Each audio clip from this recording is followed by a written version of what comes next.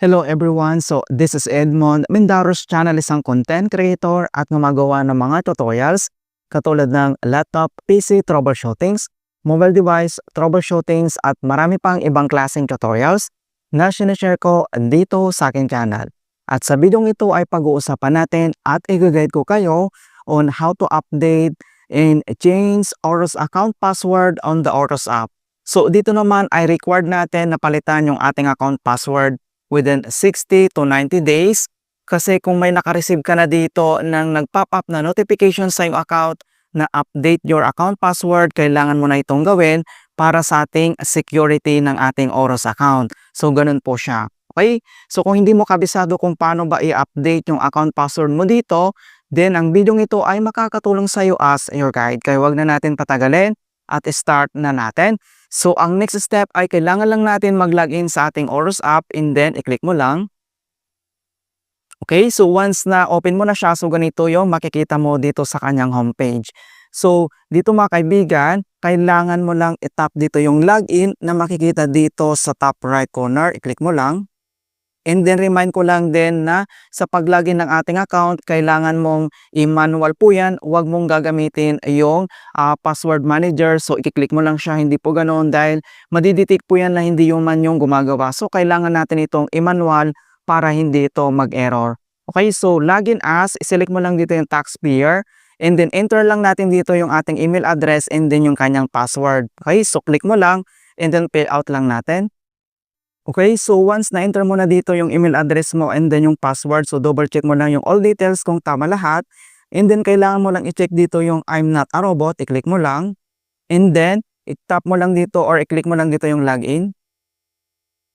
Okay, so makikita mo na dito sa ating mobile screen na nagpapat na tong notification na to na password expired.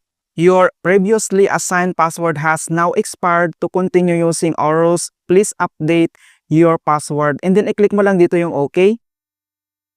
Ayan. So please enter your new password. Must contain at least 12 and 128 maximum characters. Must not be identical with your previous passwords. Must not contain the username or full name. Must comply with the following complexity requirements. So 1. English uppercase letters A to Z. 1. English lowercase letters A to Z in the numeric characters from 0 to 9. At least 1 special character. So, napakadali lang naman yan sundin mga kaibigan. So, makita mo dito sa baba na kailangan mo lang i-enter dito yung old password and then enter mo lang, i-click mo lang, and then enter lang natin.